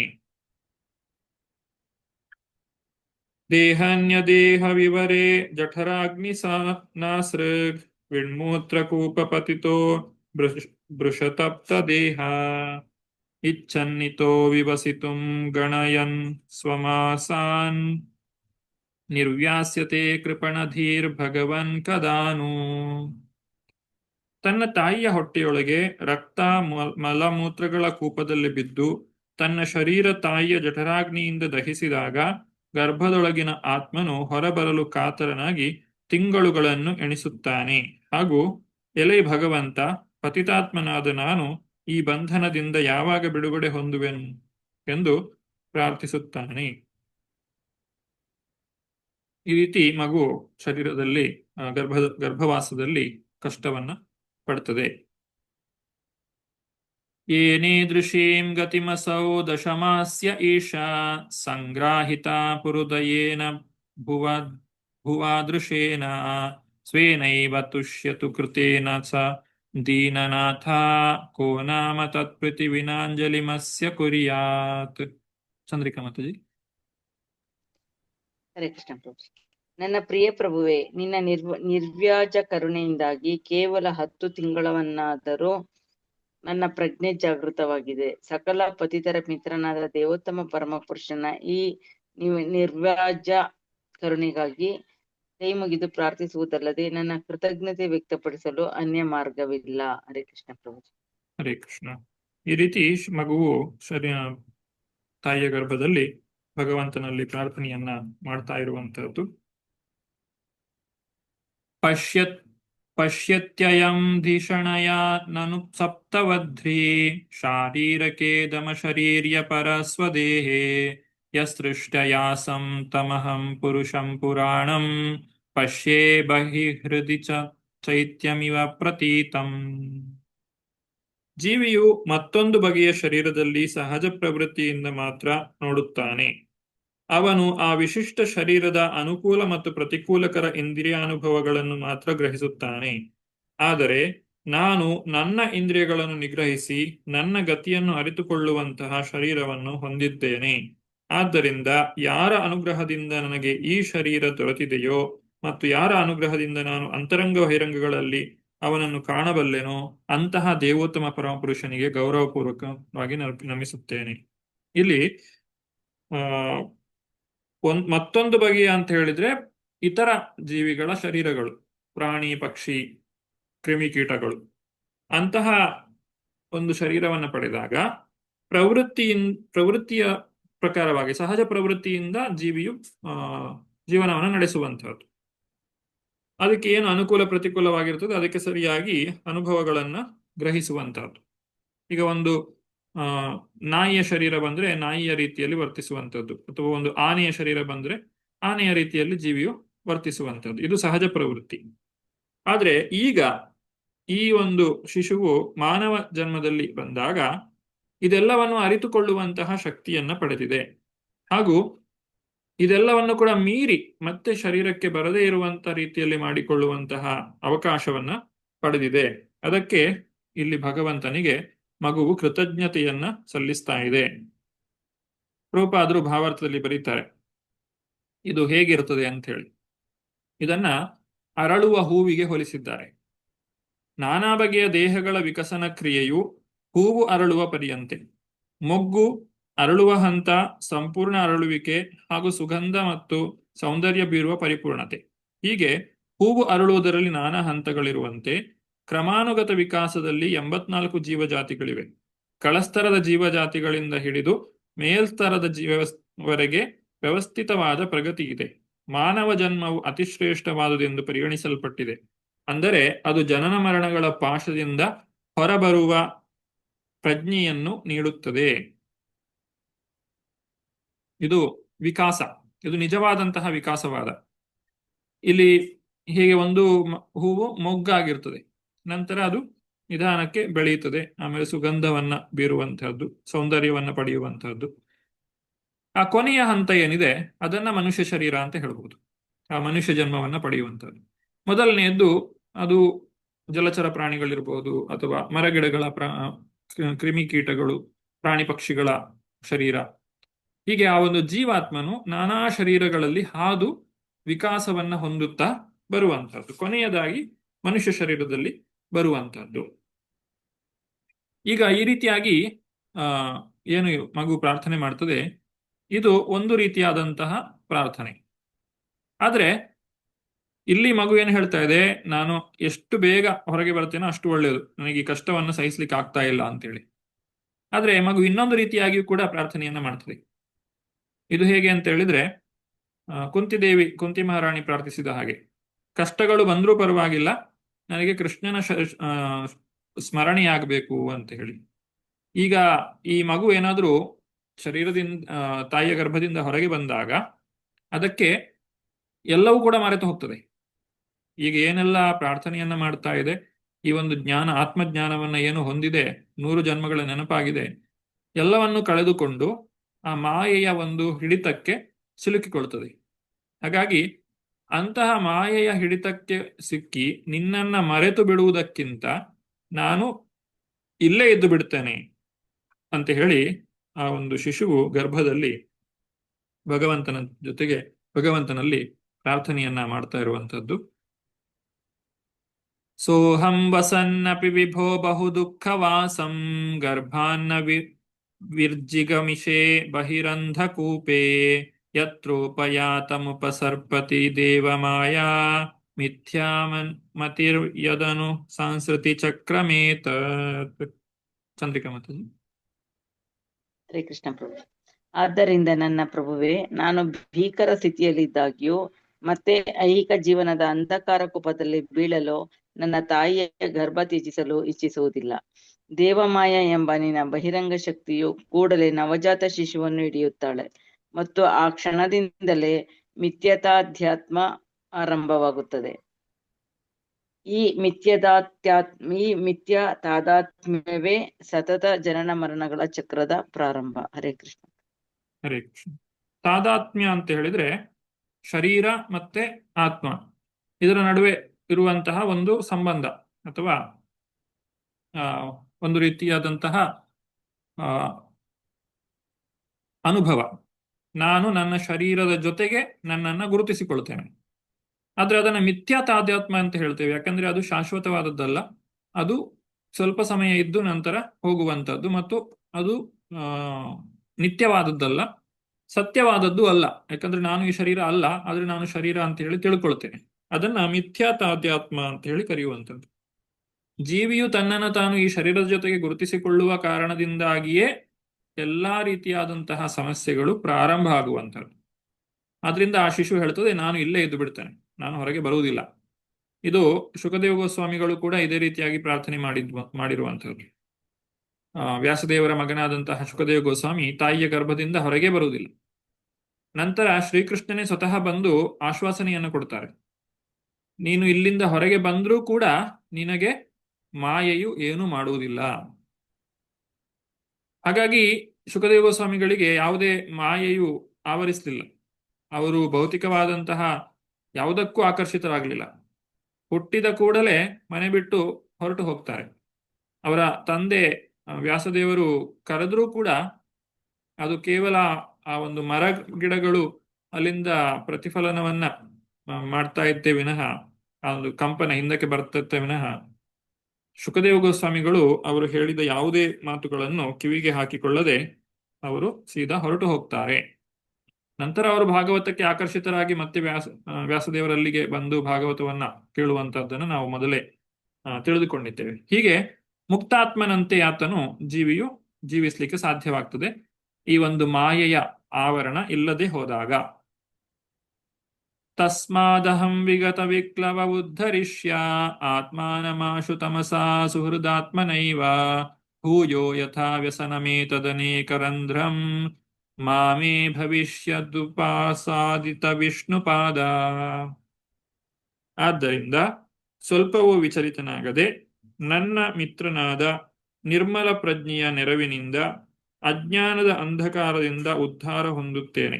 ಭಗವಾನ್ ಶ್ರೀ ವಿಷ್ಣುವಿನ ಪಾದಕಮಲಗಳನ್ನು ಚಿತ್ತದಲ್ಲಿರಿಸಿಕೊಂಡು ಮತ್ತೆ ಮತ್ತೆ ಹುಟ್ಟಲು ಅನೇಕ ತಾಯಿಯರ ಗರ್ಭಪ್ರವೇಶ ಮಾಡುವುದರಿಂದ ಪಾರಾಗುತ್ತೇನೆ ಅಂತ ಹೇಳಿ ಮಗು ಪ್ರಾರ್ಥನೆಯನ್ನ ಮಾಡ್ತದೆ. ಇಲ್ಲಿ ಭಾವಾರ್ಥದಲ್ಲಿ ಶ್ರೀಲ ಪ್ರಭುಪಾದರು ಹೇಳ್ತಾರೆ, ತಾಯಿಯ ಗರ್ಭದಲ್ಲಿರುವಾಗಲೂ ಕೂಡ ಮಗು ಕೃಷ್ಣ ಪ್ರಜ್ಞೆಯನ್ನು ಬೆಳೆಸಿಕೊಳ್ಳಲಿಕ್ಕೆ ಸಾಧ್ಯ ಇದೆ. ಗರ್ಭದಲ್ಲಿರುವಾಗಲೂ ಕೂಡ ಕೃಷ್ಣನ ಚಿಂತನೆಯನ್ನು ನಡೆಸಲಿಕ್ಕೆ ಸಾಧ್ಯವಾಗ್ತದೆ. ಹರೇ ಕೃಷ್ಣ ಕೃಷ್ಣ ಕೃಷ್ಣ ಹರೇ ಹರೇ, ಹರೇ ರಾಮ ರಾಮ ರಾಮ ಹರೇ ಹರೇ, ಈ ರೀತಿಯಾಗಿ ಮಗು ಗರ್ಭದಲ್ಲಿಯೂ ಕೂಡ ಜಪವನ್ನ ಮಾಡಲಿಕ್ಕೆ ಸಾಧ್ಯವಾಗ್ತದೆ. ಕೊನೆಯದಾಗಿ ಈ ಮಗು, ಈ ಶಿಶು ಏನು ತೀರ್ಮಾನಕ್ಕೆ ಬರ್ತದೆ, ನಾನು ಇಲ್ಲೇ ಇದ್ದು ಬಿಡ್ತೇನೆ, ಎಷ್ಟೇ ಕಷ್ಟ ಆದ್ರೂ ಪರವಾಗಿಲ್ಲ, ನಾನು ಹೊರಗೆ ಹೋಗುವುದಿಲ್ಲ. ಇಲ್ಲಿ ಹೊರಗೆ ಹೋಗುವುದಕ್ಕಿಂತ ಅಲ್ಲಿ ಹೋಗಿ ಕಷ್ಟಪಡುವುದಕ್ಕಿಂತ ಇಲ್ಲಿದ್ದು ಉದ್ಧಾರ ಆಗುವುದೇ ಉತ್ತಮ ಅಂತ ಹೇಳಿ ಹೇಳ್ತಾ ಇರಬೇಕಾದ್ರೆ ಆ ಮಗು ಹೊರಕ್ಕೆ ದೂಡಲ್ಪಡ್ತದೆ. ಯಾಕಂದ್ರೆ ಅಲ್ಲಿ ತಾಯಿಯ ಗರ್ಭದಲ್ಲಿ ಅದರ ವಾಸದ ಒಂದು ಸಮಯ ಏನಿತ್ತು ಅದು ಮುಗಿದು ಹೋಗಿದೆ. ನಂತರ ಆ ಮಗು ಹೊರಗೆ ಬರ್ತದೆ. ಅದನ್ನ ಜನನ ಅಂತ ಹೇಳಿ ಕರೀತೇವೆ. ಅದರ ಬಗ್ಗೆ ಕಪಿಲ ಮುನಿಗಳು ಹೇಳ್ತಾ ಇದ್ದಾರೆ. ಕಪಿಲ ಉವಾಚ ಏವಂ ಕೃತಮತಿ ಗರ್ಭೆ ದಶಮಾಸ್ಯಸ್ತು ವನ್ ಋಷಿ ಸದ್ಯ ಕ್ಷಿಪತ್ಯ ವಾಚೀನಂ ಪ್ರಸೂತೈ ಸೂತಿ ಮಾರುತಃ. ಚಂದ್ರಿಕಾ ಮಾತಾಜಿ. ಶ್ರೀ ಕೃಷ್ಣ ಪ್ರಭುಜಿ. ಹಠಾತ್ತನೆ ವಾಯುವಿನಿಂದ ಇಲ್ಲ. ಕಪಿಲನು ಮುಂದುವರಿಸಿದನು, 10 ತಿಂಗಳ ಜೀವಿಯು ಗರ್ಭದೊಳಗಿರುವಾಗಲೇ ಈ ಇಚ್ಛೆಗಳನ್ನು ಹೊಂದಿರುತ್ತಾನೆ. ಅವನು ಹಾಗೆ ಭಗವಂತನ ಸ್ತುತಿ ಮಾಡುತ್ತಿರುವಾಗಲೇ ಪ್ರಸವಕ್ಕೆ ಅನುಕೂಲಕರವಾದ ವಾಯು ಅವನನ್ನು ಜನನಕ್ಕಾಗಿ ಕೆಳಮುಖ ಮಾಡಿ ತಳ್ಳುತ್ತದೆ. ಹರೇ ಕೃಷ್ಣ ಪ್ರಭುಜಿ. ಹರೇ ಕೃಷ್ಣ. ನಮ್ಮ ಶರೀರದಲ್ಲಿ ಬೇರೆ ಬೇರೆ ಕ್ರಿಯೆಗಳು ನಡೆಯಲಿಕ್ಕೆ ಈ ವಾಯು ಕಾರಣ. ಪ್ರಾಣ, ಅಪಾನ, ವ್ಯಾನ, ಉದಾನ, ಸಮಾನ, ಈ ರೀತಿಯಾಗಿ 5 ಮುಖ್ಯವಾದ ವಾಯುಗಳು, ಮತ್ತೆ ಈ ರೀತಿ ಅನೇಕ ವಾಯುಗಳು ಕೆಲಸವನ್ನ ಮಾಡ್ತದೆ. ಹೀಗೆ ಶಿಶುವಿನ ಒಂದು ಜನನಕ್ಕೆ ಕಾರಣವಾದಂತಹ ವಾಯುವನ್ನ ಸೂತಿ ಮಾರುತ ಅಂತ ಹೇಳಿ ಕರೀತೇವೆ. ಆ ಒಂದು ವಾಯು ಆ ಮಗುವನ್ನ ಕೆಳಮುಖವಾಗಿ ತಳ್ಳುತ್ತದೆ. ಈ ರೀತಿ ಆ ಒಂದು ವಾಯುವಿನ ಪಟ್ಟದ್ದರಿಂದ ಮಗು ತಲೆ ಕೆಳಗಾಗಿ ಉಸಿರು ಕಟ್ಟಿ ತೀವ್ರ ವೇದನೆಯಿಂದಾಗಿ ಸ್ಮೃತಿ ಕಳೆದುಕೊಂಡು ಬಹಳ ಯಾತನೆಯಿಂದ ಹೊರಗೆ ಬರುತ್ತದೆ. ಕೃಚ್ಛ್ರೇಣ, ಬಹಳ ಕಷ್ಟಪಟ್ಟು ತಾಯಿಯೂ ಕಷ್ಟಪಡಬೇಕಾಗ್ತದೆ, ಮಗು ಕೂಡ ಕಷ್ಟಪಡಬೇಕಾಗ್ತದೆ. ಈ ರೀತಿ ಶಿಶು ತಾಯಿಯ ಹೊಟ್ಟೆಯಿಂದ ಹೊರಗೆ ಬರುವಂತಹದ್ದು. ಹಾಗೆ ಬರುವಂತಹ ಶಿಶು ಮಲಮೂತ್ರ ರಕ್ತ ಲೇಪಿತವಾಗಿ ಬರ್ತದೆ. ಆ ಮಗುವಿನ ಜೊತೆಗೆ ಅನೇಕ ಕ್ರಿಮಿಕೀಟಗಳು ಕೂಡ ಇರ್ತವೆ. ಹಾಗೂ ಆ ಮಗು ಕೂಡ ಒಂದು ಕ್ರಿಮಿಯಂತೆ ಒದ್ದಾಡ್ತದೆ. ತಾಯಿಯ ಗರ್ಭದೊಳಗೆ ಇದ್ದದ್ದು ಒಂದು ರೀತಿಯಾದಂತಹ ವಾತಾವರಣ, ಈಗ ಹೊರಗೆ ಬಂದಾಗ ಇನ್ನೊಂದು ರೀತಿಯಾದಂತಹ ವಾತಾವರಣ. ಇದೆಲ್ಲವನ್ನು ಕೂಡ ಸಹಿಸಿಕೊಂಡು ಮಗು ಒದ್ದಾಡ್ತದೆ. ಆಮೇಲೆ ಜನನದ ನಂತರ ಏನಾಗ್ತದೆ? ಜನನದ ನಂತರ ಮಗು ಅದನ್ನ ನೋಡಿಕೊಳ್ಳುವಂತಹ ಜನರ ಒಂದು ಕೈಗೆ ಬರ್ತದೆ. ಆ ಮಗುವಿನ ಆರೈಕೆಯನ್ನ ಮಾಡುವವರು. ಆದ್ರೆ ಆರೈಕೆ ಮಾಡುವವರಿಗೆ ಮಗುವಿನ ಎಲ್ಲ ಬೇಕು ಬೇಡಗಳು ತಿಳಿದಿರುವುದಿಲ್ಲ. ಮಗು ಯಾತಕ್ಕೋಸ್ಕರ ಅಳ್ತಾ ಇದೆ, ಅದಕ್ಕೆ ಹಸಿವಾಗಿದೆಯೋ ಅಥವಾ ಏನಾದ್ರೂ ಯಾವ್ದಾದ್ರು ಕ್ರಿಮಿ ಅದಕ್ಕೆ ಕಚ್ಚುತ್ತಾ ಇದೆಯೋ, ಇದೆಲ್ಲವನ್ನು ಕೂಡ ಎಲ್ಲರಿಗೂ ಗೊತ್ತಾಗುವುದಿಲ್ಲ. ಮಗುವಿಗೆ ಅಳುವುದನ್ನು ಬಿಟ್ರೆ ಬೇರೆ ಏನು ಗೊತ್ತಿಲ್ಲ. ಇಂತಹ ಒಂದು ಸ್ಥಿತಿಯಲ್ಲಿ ಏನು ಕೊಡ್ತಾರೋ ಅದನ್ನ ಸ್ವೀಕಾರ ಮಾಡಬೇಕು. ಅಂತಹ ಒಂದು ಸನ್ನಿವೇಶದಲ್ಲಿ ಮಗು ತನ್ನ ಜೀವನವನ್ನ ನಡೆಸ್ತಾ ಇರ್ತದೆ. ಹಾಗೂ ಮಗುವಿಗೆ ಆಗಾಗ ಹಸಿವಾಗ್ತಾ ಇರ್ತದೆ.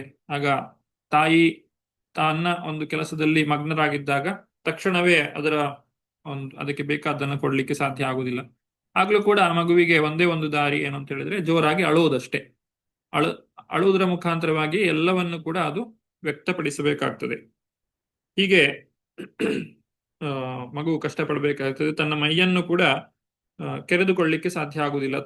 ತುರಿಕೆ ಬಂದಾಗ ಕುಳಿತುಕೊಳ್ಳಿಕ್ಕೆ, ನಿಂತುಕೊಳ್ಳಿಕ್ಕೆ, ಮಾತನಾಡಲಿಕ್ಕೆ ಇದು ಯಾವುದು ಕೂಡ ಆಗದೇ ಇರುವಂತಹ ಅಸಹಾಯಕ ಸ್ಥಿತಿಯಲ್ಲಿ ಮಗು ಬಹಳಷ್ಟು ಕಷ್ಟವನ್ನ ಪಡಬೇಕಾಗ್ತದೆ. ಈ ರೀತಿ ಮಗು ದೊಡ್ಡದಾಗ್ತದೆ, ಬಾಲ್ಯಾವಸ್ಥೆಗೆ ಬರ್ತದೆ. ಮಗು ಮೊದಲು ಅಂಬೆಗಾಲಿಡ್ತದೆ, ನಂತರ ನಡೀಲಿಕ್ಕೆ ಪ್ರಾರಂಭ ಮಾಡ್ತದೆ. ಬಾಲ್ಯಾವಸ್ಥೆಗೆ ಬಂದ ನಂತರ ಆದ್ರೂ ಮಗು ಸಂತೋಷವಾಗಿ ಜೀವನವನ್ನು ನಡೆಸಲಿಕ್ಕಾಗ್ತದ ಅಂತ ಕೇಳಿದ್ರೆ ಇಲ್ಲ. ಈ ಮಾಯೆ ಅನ್ನುವಂಥದ್ದು ಅಲ್ಲಿಯೂ ಕೂಡ ಬಿಡುವುದಿಲ್ಲ. ಬಾಲ್ಯಾವಸ್ಥೆಯಲ್ಲಿ ಅನೇಕ ರೀತಿಯಾದಂತಹ ಕಷ್ಟಗಳನ್ನ ಮಗು ಅನುಭವಿಸಬೇಕಾಗ್ತದೆ. ಮುಖ್ಯವಾಗಿ ಅಜ್ಞಾನದಿಂದಾಗಿ ತಾನು ಕಂಡದ್ದನ್ನೆಲ್ಲವನ್ನು ಕೂಡ ಮಗು ಬಯಸ್ತದೆ, ಆದರೆ ಅದನ್ನ ಪಡೆಯುವುದು ಸಾಧ್ಯವಾಗುವುದಿಲ್ಲ. ಆಗ ಮತ್ತೆ ಆ ಮಗು ದುಃಖಕ್ಕೆ ಒಳಗಾಗ್ತದೆ. ಬಯಸಿದ್ದನ್ನು, ಅಪೇಕ್ಷಿಸಿದ್ದನ್ನು ಪಡೆಯಲಿಕ್ಕೆ ಸಾಧ್ಯವಾಗದು. ಇದು ನಾವು ಸಾಮಾನ್ಯವಾಗಿ ಎಲ್ಲ ಕಡೆ ಕಾಣುವಂತಹದ್ದು. ಮಕ್ಕಳು ಬಹಳ ಕೋಪಗೊಳ್ಳುತ್ತಾರೆ, ಅದೆಲ್ಲವನ್ನು ಕೂಡ ಪಡೆಯಲಿಕ್ಕೆ ಸಾಧ್ಯವಾಗುವುದಿಲ್ಲ. ಹಾಗೆ ನಂತರ ಸ್ವಲ್ಪ ಬೆಳೆದ ನಂತರ ತಾನು ಬಯಸಿದ್ದನ್ನೆಲ್ಲ ಪಡೆಯಬೇಕು, ಆ ಕಾಮನೆಗಳನ್ನ ಬೆಳೆಸಿಕೊಳ್ತದೆ. ತನಗಿದು ಬೇಕು ಅಂತ ರೀತಿಯಾಗಿ ಅದನ್ನ ಪಡೀಲಿಕ್ಕೋಸ್ಕರ ಬಹಳ ಕಷ್ಟವನ್ನ ಪಡಬೇಕಾಗ್ತದೆ. ಸುಳ್ಳು ಪ್ರತಿಷ್ಠೆ, ಕೋಪವನ್ನ ಬೆಳೆಸಿಕೊಳ್ಳುವಂತಹದ್ದು, ಹಾಗೂ ಇತರ ಜನರ ಜೊತೆಗೆ ಬೆರೆಯುವಂತಹದ್ದು, ಕಾಮುಕರಾದ ಇತರರ ಜೊತೆಗೆ ವೈರವನ್ನ ಹುಟ್ಟಿಸಿಕೊಳ್ಳುತ್ತಾನೆ. ತನಗೆ ವಿರೋಧಿಗಳಾದವರ ಮೇಲೆ ವೈರವನ್ನ ಬೆಳೆಸಿಕೊಳ್ಳುವಂತಹದ್ದು. ಹೀಗೆ ಬಹಳ ಕಷ್ಟಪಟ್ಟು ಜೀವನವನ್ನ ನಡೆಸಬೇಕಾಗ್ತದೆ. ಸಾಮಾನ್ಯವಾಗಿ ಏನು ಹೇಳ್ತಾರೆ, ಸಣ್ಣ ಮಕ್ಕಳಿಗೆ ಹೇಳ್ತಾರೆ, ನೀನು ದೊಡ್ಡವನಾದ್ಮೇಲೆ ಎಲ್ಲವೂ ಸರಿ ಹೋಗ್ತದೆ, ಈಗ ನೀನು ಸಹಿಸಿಕೊಳ್ಳಬೇಕು ಅಂತ ಹೇಳಿ. ಆದ್ರೆ ಆ ಒಂದು ಸಂತೋಷದ ಗಳಿಗೆ ಅದು ಯಾವತ್ತೂ ಕೂಡ ಬರುವುದಿಲ್ಲ. ಜೀವನದಲ್ಲಿ ಯಾವಾಗ್ಲೂ ಒಂದಲ್ಲ ಒಂದು ಕಷ್ಟಗಳು ಬರ್ತಾನೆ ಇರ್ತವೆ. ಯಾಕಂದ್ರೆ ನಾವಿಲ್ಲಿ ಹುಟ್ಟಿ ಬಂದಿರುವುದೇ ಈ ಕಷ್ಟಗಳನ್ನೆಲ್ಲ ಅನುಭವಿಸ್ಲಿಕ್ಕೋಸ್ಕರ, ಈ ಕರ್ಮಗಳನ್ನೆಲ್ಲ ಕಳೆದುಕೊಳ್ಳಿಕ್ಕೋಸ್ಕರವಾಗಿ. ನರಕ ಜೀವನದಿಂದ ಆಧ್ಯಾತ್ಮಿಕ ಜ್ಞಾನದ ಉನ್ನತ ಸ್ಥಿತಿಗೆ ಏರಲು ಕಾಮವನ್ನು ಕೃಷ್ಣ ಪ್ರೇಮವಾಗಿ ಪರಿವರ್ತಿಸಿಕೊಳ್ಳಬೇಕು. ಇದು ಭಕ್ತರಿಗೆ ಅರ್ಥವಾಗುವಂತಹದ್ದು. ಯಾವ ರೀತಿಯಾಗಿ ಈ ಒಂದು ಕಷ್ಟಗಳಿಂದ ದೂರವಾಗಬೇಕು. ನನಗೆ ಯಾಕೆ ದುಃಖವಾಗ್ತದೆ? ಯಾಕಂದ್ರೆ ನಾನು ಏನನ್ನೋ ಬಯಸ್ತಾ ಇದ್ದೇನೆ. ಹಾಗಾದ್ರೆ ಅಂತಹ ಬಯಕೆಗಳನ್ನ ದೂರ ಮಾಡಿಕೊಳ್ಳುವುದು ಹೇಗೆ? ಕೃಷ್ಣ ಪ್ರಜ್ಞೆಯಲ್ಲಿ ತೊಡಗುವ ಮುಖಾಂತರವಾಗಿ. ಕೃಷ್ಣನಿಗೆ ಬೇಕಾದ ಕೃಷ್ಣ ಪ್ರಜ್ಞೆಗೆ ಅನುಕೂಲಕರವಾದಂತಹ ಬಯಕೆಗಳನ್ನ ಬೆಳೆಸಿಕೊಳ್ಳುವುದರಿಂದ ನಮಗೆ ಇರುವಂತಹ ಭೌತಿಕವಾದ ಇಚ್ಛೆಗಳನ್ನ, ಕಾಮನೆಗಳನ್ನ ದೂರ ಮಾಡಿಕೊಳ್ಳಿಕ್ಕೆ ಸಾಧ್ಯವಾಗ್ತದೆ. ಈ ರೀತಿ ಮಗು ಅಜ್ಞಾನದಿಂದ ತನ್ನ ಜೀವನವನ್ನ ಮುಂದುವರಿಸ್ತದೆ. ಮಗು ತಾಯಿಯ ಗರ್ಭದಲ್ಲಿ ಮಾಡಿದಂತಹ ಪ್ರಾರ್ಥನೆಯನ್ನ ಅದು ಮರೆತು ಬಿಡುತ್ತದೆ. ತಪ್ಪು ಕಲ್ಪನೆಯಿಂದಾಗಿ ಅನಿತ್ಯ ವಸ್ತುಗಳನ್ನು ತನ್ನ ಸ್ವಂತ ವಸ್ತುಗಳೆಂದು ತಿಳಿಯುತ್ತಾನೆ. ಗಾಢಾಂಧಕಾರದಲ್ಲಿ ಅಜ್ಞಾನವನ್ನು ಹೆಚ್ಚಿಸಿಕೊಳ್ಳುತ್ತಾನೆ. ಸತತವಾಗಿ ಕಷ್ಟಕ್ಲೇಶಗಳ ಮೂಲವಾದ ದೇಹದ ಸಲುವಾಗಿ ಹಾಗೂ ಅಜ್ಞಾನ ಮತ್ತು ಕಾಮ್ಯಕರ್ಮಗಳಿಗೆ ಬದ್ಧನಾದ ಅವನನ್ನು ಅನುಸರಿಸುವ ದೇಹದ ಸಲುವಾಗಿ ಜೀವಿಯು ವಿವಿಧ ಕರ್ಮಗಳನ್ನು ಮಾಡುತ್ತಾನೆ. ಆದ್ದರಿಂದ ಅವನು ಮತ್ತೆ ಮತ್ತೆ ಜನನ ಮತ್ತು ಮರಣಗಳಿಗೆ ಒಳಪಡುತ್ತಾನೆ. ಯಾವ ರೀತಿಯಾಗಿ ಜೀವಿಸ್ತಾನೆ ಅಂತ ಹೇಳಿದ್ರೆ, ತಾನು ಇನ್ನು ಮರಣವನ್ನೇ ಹೊಂದುವುದಿಲ್ಲ ಅನ್ನುವ ರೀತಿಯಲ್ಲಿ ತನ್ನ ಒಂದು ಶರೀರದ ಪೋಷಣೆಯನ್ನ ಅವನು ಮಾಡ್ತಾನೆ. ಹಾಗೆ ಅಷ್ಟೊಂದು ಆತನು ಆ ಶರೀರದ ಬಗ್ಗೆ ವ್ಯಾಮೋಹವನ್ನು ಬೆಳೆಸಿಕೊಳ್ಳುವುದರಿಂದ ಮತ್ತೆ ಇನ್ನೊಂದು ಶರೀರವನ್ನು ಪಡೆಯಲಿಕ್ಕೆ ಅದು ಅವನನ್ನ ಪ್ರೇರೇಪಿಸ್ತದೆ. ಈ ರೀತಿ ಪುನರಪಿ ಜನನಂ ಪುನರಪಿ ಮರಣಂ ಪುನರಪಿ ಜನನಿ ಜಠರೇ ಶಯನಂ, ಮತ್ತೆ ಮತ್ತೆ ಆತನು ಶರೀರವನ್ನ ಧಾರಣೆ ಮಾಡ್ತಾ ಇರಬೇಕಾಗ್ತದೆ. ಇದರ ಮೇಲೆ ಇನ್ನೊಂದು ಸಮಸ್ಯೆ ಇದೆ. ಅದೇನು ಅಂತ ಹೇಳಿದ್ರೆ ಸಂಘ ದೋಷ. ಸಂಘ, ಬೇರೆ ಬೇರೆ ಜನರ ಸಂಘವನ್ನ ಬೆಳೆಸಿಕೊಳ್ತೇವೆ. ಈಗ ಸಣ್ಣ ಮಕ್ಕಳಿಗೆ ಅವರು ಶಾಲೆಗೆ ಹೋಗುವ ಮೊದಲು ಅನೇಕ ವಿಚಾರಗಳು ತಿಳಿದೇ ಇರುವುದಿಲ್ಲ. ಆದರೆ ಶಾಲೆಗೆ ಹೋದ ಮೇಲೆ ಆ ಮಕ್ಕಳನ್ನ ನೋಡಿ ಅವರಿಂದ ಬಹಳಷ್ಟು ವಿಚಾರಗಳನ್ನ ಕಲಿಯುತ್ತಾರೆ. ನನಗೆ ಅವರ ರೀತಿಯಲ್ಲಿಯೇ ಅವರಲ್ಲಿ ಏನಿದೆ ಅದೇ ನನಗೂ ಬೇಕು, ಆ ರೀತಿಯಾಗಿ ಅಲ್ಲಿ ಏನೋ ಒಂದು ವಸ್ತುವನ್ನು, ಆಟಿಕೆಗಳನ್ನೋ ಅಥವಾ ಇನ್ಯಾವುದೋ ಬಟ್ಟೆಯನ್ನೋ ಅಥವಾ ಏನೋ ಒಂದು ಎಲ್ಲ ವಸ್ತುಗಳನ್ನ ಏನೇನೆಲ್ಲ ನೋಡ್ತದೋ ಅದು ನನಗೂ ಬೇಕು ಅಂತ ಹೇಳಿ ಮಗು ಹಠ ಹಿಡಿತದೆ. ಇದೆಲ್ಲ ಹೇಗೆ ಸಾಧ್ಯ? ಸಂಘದಿಂದ. ಈ ಕಾಮ ಅನ್ನುವಂಥದ್ದು ಬರುವುದೇ ಸಂಘಾತ್ ಸಂಜಾಯತೆ ಕಾಮಃ. ಸಂಘದಿಂದ ಕಾಮವು ಬೆಳೆಯುತ್ತದೆ. ನಾವು ಯಾವ ರೀತಿಯಾದಂತಹ ಸಂಘವನ್ನು ಬೆಳೆಸಿಕೊಳ್ತೇವೋ ಅಂತಹ ಜನರಲ್ಲಿ ಯಾವ ರೀತಿಯಾದ ಕಾಮನೆಗಳಿರ್ತದೋ ಆ ಕಾಮನೆಗಳು ನಮ್ಮಲ್ಲಿಯೂ ಕೂಡ ಮೂಡಿಕೊಳ್ತದೆ. ಅಂತಹ ಒಂದು ಸಂಘವನ್ನ ವ್ಯಕ್ತಿಯು ಬೆಳೆಸಿಕೊಳ್ಳುವಂತಹದ್ದು ಇಂದ್ರಿಯಾಸಕ್ತ ಜನತೆಯ ಪ್ರಭಾವದಿಂದಾಗಿ ಅವನು ಜಿಹ್ವಾ ಚಾಪಲ್ಯಕ್ಕೆ ಒಳಗಾಗಿ ಮತ್ತೆ ನರಕಕ್ಕೆ ಹೋಗಬೇಕಾಗ್ತದೆ. ಹಿಂದೆ ಏನು ನರಕದಿಂದ ಬಂದಿದ್ದಾನೋ ಅವನು ಮತ್ತೆ ಅದೇ ನರಕಕ್ಕೆ ಧಾವಿಸಬೇಕಾಗ್ತದೆ. ಕಪಿಲ ಮುನಿಗಳು ಇಲ್ಲಿ ಸಾಮಾನ್ಯವಾಗಿ ನಡೆಯುವಂತಹ ಜನರ ಒಂದು ಲಕ್ಷಣಗಳನ್ನ ತಿಳಿಸ್ತಾ ಇರುವಂತಹದ್ದು. ಸತ್ಯನಿಷ್ಠೆ, ಶುಚಿ, ದಯೆ, ಗಾಂಭೀರ್ಯ, ಆಧ್ಯಾತ್ಮಿಕ ವಿವೇಕ, ನಾಚಿಕೆ, ವೃತನಿಷ್ಠೆ, ಕೀರ್ತಿ, ಕ್ಷಮಾಗುಣ, ಮನೋನಿಗ್ರಹ, ಇಂದ್ರಿಯ ನಿಗ್ರಹ, ಭಾಗ್ಯ, ಇಂತಹ ಎಲ್ಲ ಅವಕಾಶಗಳಿಂದ ವ್ಯಕ್ತಿಯು ವಂಚಿತನಾಗ್ತಾನೆ. ಇದು ವಿಫಲನಾದಂತಹ ಒಬ್ಬ ವ್ಯಕ್ತಿಯ ಒಂದು ಉದಾಹರಣೆಯನ್ನು ಕೊಟ್ಟು ಇಲ್ಲಿ ಶ್ರೀಮದ್ ಭಾಗವತವು ನಮಗೆ ವಿವರಿಸ್ತಾ ಇರುವಂತಹದ್ದು. ಇನ್ನು ಎಲ್ಲಕ್ಕಿಂತ ದೊಡ್ಡದಾದಂತಹ ಒಂದು ಅಡೆತಡೆ ಅಂತ ಹೇಳಿದ್ರೆ ಇಲ್ಲಿ ಮಹಿಳೆಯರ ಕೈಯಲ್ಲಿ ಕುಣಿಯುವ ನಾಯಿಯಂತಿರುವ ಅಸಂಸ್ಕೃತ ಮೂರ್ಖನ ಸಹವಾಸವನ್ನು ಮಾಡಬಾರದು. ಆತ್ಮ ಸಾಕ್ಷಾತ್ಕಾರದ ಜ್ಞಾನ ಇಲ್ಲದೆ ಇರುವಂತಹ ವ್ಯಕ್ತಿಗಳ ಸಂಘವನ್ನ ಮಾಡಬಾರದು. ಹಾಗೂ ಲೈಂಗಿಕ ಬಯಕೆಗಳು, ಇವುಗಳು ಆಧ್ಯಾತ್ಮಿಕ ಜೀವನದಲ್ಲಿ ಮತ್ತು ಒಂದು ಜೀವನದ ಪ್ರಗತಿಯಲ್ಲಿ ಅತಿ ದೊಡ್ಡ ಒಂದು ಅಡೆತಡೆಯನ್ನ ಉಂಟು ಮಾಡ್ತದೆ. ಅದನ್ನ ಇಲ್ಲಿ 35ನೇ ಶ್ಲೋಕದಿಂದ 42ನೇ ಶ್ಲೋಕದವರೆಗೆ ಯಾವ ರೀತಿಯಾಗಿ ವ್ಯಕ್ತಿಯು ತನ್ನನ್ನು ತಾನು ಅಧಪತನಕ್ಕೆ ಕೊಂಡೋಗ್ತಾನೆ ಅನ್ನೋದನ್ನ ಇಲ್ಲಿ ತಿಳಿಸ್ತಾ ಇದ್ದಾರೆ. ಇತರ ಯಾವುದೇ ವಸ್ತುವಿನಿಂದ ಒದಗುವ ಮೋಹ ಮತ್ತು ಬಂಧನವು ಹೆಂಗಸಿನ ಆಪ್ತ ಸಂಬಂಧದಿಂದ ಅಥವಾ ಸ್ತ್ರೀಲೋಲುಪರ ಸಹವಾಸದಿಂದ ಉಂಟಾಗುವ ಮೋಹ ಅಥವಾ ಬಂಧನಕ್ಕಿಂತ ಬಲವಾದದ್ದಲ್ಲ. ಇಲ್ಲಿ ಅತಿ ಹೆಚ್ಚು ಬಲವಾದಂತಹ ಒಂದು ಮೋಹ ಅಂತ ಹೇಳಿದ್ರೆ ಇಲ್ಲಿ ಸ್ತ್ರೀ ಅಥವಾ ಇಲ್ಲಿ ಪುರುಷ, ಸ್ತ್ರೀಯರಿಗೆ ಪುರುಷ ಇರಬಹುದು ಅಥವಾ ಪುರುಷರಿಗೆ ಸ್ತ್ರೀ ಆಗಿರಬಹುದು, ಆ ಒಂದು ಸಂಬಂಧದಿಂದ ಉಂಟಾಗುವಂತಹ ಮೋಹ ಅಥವಾ ಬಂಧನ. ಇಂತಹ ಬಂಧನದಿಂದ ವ್ಯಕ್ತಿಯು ಬಹಳಷ್ಟು ಕಷ್ಟಗಳನ್ನ ಪಡಬೇಕಾಗ್ತದೆ. ಆದರೆ ಈ ಒಂದು ಏನು ಬಯಕೆ ಇದೆ, ಇದು ಆಧ್ಯಾತ್ಮಿಕ ಪ್ರಪಂಚದಿಂದಲೇ ಬರುವಂತಹದ್ದು. ಪ್ರತಿಯೊಂದು ಜೀವಿಯಲ್ಲಿಯೂ ಕೂಡ ಈ ಒಂದು ಬಯಕೆ ಇದೆ. ಯಾಕಂದ್ರೆ ಶ್ರೀಕೃಷ್ಣನಲ್ಲಿರುವಂತಹ ಒಂದು ಶಕ್ತಿ, ಅದು ಹ್ಲಾದಿನಿ ಶಕ್ತಿ ಅಂತ ಹೇಳ್ತೇವೆ. ಹ್ಲಾದಿನಿ ಶಕ್ತಿ ಅಂತ ಹೇಳಿದ್ರೆ ಆನಂದವನ್ನ ಹೊಂದುವಂತಹ ಶಕ್ತಿ. ನಾವು 38ನೇ ಶ್ಲೋಕದ ಅನುವಾದದಲ್ಲಿ ಇದನ್ನು ಕಾಣಬಹುದು. ರಾಧಾರಾಣಿಯು ದೇವೋತ್ತಮ ಪರಮಪುರುಷನ ಹ್ಲಾದಿನಿ ಶಕ್ತಿಯ ಮೂರ್ತಿ ಸ್ವರೂಪ ಎಂದು ಗೋಸ್ವಾಮಿಗಳು ಹೇಳಿದ್ದಾರೆ. ಪರಮಪ್ರಭು ಭಗವಂತನಿಗೆ ದಿವ್ಯಾನಂದದ ಬಯಕೆಯಾದಾಗ ಅವನು ತನ್ನ ಅಂತರಂಗ ಶಕ್ತಿಯಿಂದ ಮಹಿಳೆಯೊಬ್ಬಳನ್ನು ಸೃಷ್ಟಿಸಬೇಕಾಗುತ್ತದೆ. ಹೀಗೆ ಸ್ತ್ರೀ ಸೌಂದರ್ಯದಿಂದ ಆಕರ್ಷಿತರಾಗುವ ಪ್ರವೃತ್ತಿಯು ಸಹಜವಾದದ್ದು, ಏಕೆಂದರೆ ಅದು ಆಧ್ಯಾತ್ಮಿಕ ಜಗತ್ತಿನಲ್ಲಿಯೂ ಇದೆ. ಲೌಕಿಕ ಜಗತ್ತಿನಲ್ಲಿ ಅದು ವಿಕೃತವಾಗಿ ಪ್ರತಿಬಿಂಬಿತವಾಗಿದೆ. ಆದ್ದರಿಂದಲೇ ಅನೇಕ ವೈಪರೀತ್ಯಗಳು ಇಲ್ಲಿವೆ. ಭಗವದ್ಗೀತೆಯಲ್ಲಿ ತಿಳಿಸಿದಂತೆ 15ನೇ ಅಧ್ಯಾಯದಲ್ಲಿ ಊರ್ಧ್ವಮೂಲಂ ಅಧಃಶಾಖ, ಏನು ಆಧ್ಯಾತ್ಮಿಕ ಪ್ರಪಂಚದಲ್ಲಿ ಉತ್ತಮ ಅಂತ ಹೇಳ್ತೇವೋ ಅದು ಈ ಪ್ರಪಂಚದಲ್ಲಿ ಅಧಮವಾದಂತಹ ಸ್ಥಾನವನ್ನ ಪಡೀತದೆ. ಹಾಗೆ ಆ ಭಗವಂತನ ಹ್ಲಾದಿನಿ ಶಕ್ತಿ ಏನಿದೆ ಅದು ಜೀವಿಗಳಲ್ಲಿಯೂ ಆ ಒಂದು ಪ್ರವೃತ್ತಿ ಇರುತ್ತದೆ. ಆದರೆ ಅದು ಆ ಭೌತಿಕ ಪ್ರಪಂಚದಲ್ಲಿ ಒಂದು ವೈಪರೀತ್ಯವಾಗಿ ವಿಕೃತವಾದಂತಹ ಪ್ರತಿಬಿಂಬವಾಗಿ ಕಾಣಿಸಿಕೊಳ್ಳುವಂತಹದ್ದು. ಹಾಗಾದರೆ ಅದರಿಂದ ಹೊರಗೆ ಬರುವಂತಹದ್ದು ಹೇಗೆ? ಇದಕ್ಕೆ ಪರಿಹಾರ ಏನು? ಇದನ್ನ ಸಂಪೂರ್ಣವಾಗಿ ತೊಳೆದು ಹಾಕುವುದು ಅಂತೇಳಿ ಇಲ್ಲ. ಯಾಕಂದ್ರೆ ಬಯಕೆಗಳನ್ನ ಶೂನ್ಯ ಮಾಡಲಿಕ್ಕೆ ಸಾಧ್ಯ ಇಲ್ಲ. ಆ ರೀತಿಯಾಗಿ ಪ್ರಯತ್ನ ಪಟ್ರೆ ಅದು ಬೇರೆ ರೀತಿಯಲ್ಲಿ ಕಾಣಿಸಿಕೊಳ್ತದೆ. ಯಾರು ಕಾಮವನ್ನ ಬಲವಂತವಾಗಿ ತಡೆ ಹಿಡಿತಾರೋ ಅದು ಕ್ರೋಧವಾಗಿ ಕಾಣಿಸಿಕೊಳ್ತದೆ. ಹಾಗಾಗಿ ಕಾಮ ಮತ್ತೆ ಕ್ರೋಧ ಇದೆರಡು ಅಣ್ಣ ತಮ್ಮ ಅಂತ ಹೇಳ್ಬೋದು. ಯಾರು ತುಂಬಾ ಕ್ರೋಧವನ್ನ ಹೊಂದಿರ್ತಾರೋ ಅವರಲ್ಲಿ ಕಾಮವೂ ಇದೆ ಅಂತ ಹೇಳಿ ನಾವು ಅರ್ಥ ಮಾಡಿಕೊಳ್ಬಹುದು. ಹಾಗೆ ಈ ಒಂದು ಸಮಸ್ಯೆಯಿಂದ ಹೊರಗೆ ಬರುವುದಕ್ಕೆ ಏನು ಒಂದು ಪರಿಹಾರ ಅಂತ ಹೇಳಿದ್ರೆ ಪರಂ ದೃಷ್ಟ್ವಾ ನಿವರ್ತತೆ. ಐಹಿಕ ಸೌಂದರ್ಯಕ್ಕೆ ಮರುಳಾಗುವ ಬದಲು ನಾವು ರಾಧಾಕೃಷ್ಣರ ದಿವ್ಯ ಸೌಂದರ್ಯದ ಆಕರ್ಷಣೆಗೊಳಗಾಗುವ ಅಭ್ಯಾಸ ಇರಿಸಿಕೊಂಡಲ್ಲಿ ಪರಂ ದೃಷ್ಟ್ವಾ ನಿವರ್ತತೆ ಎಂಬ ಭಗವದ್ಗೀತೆಯ ಮಾತು ನಿಜವಾಗುತ್ತದೆ.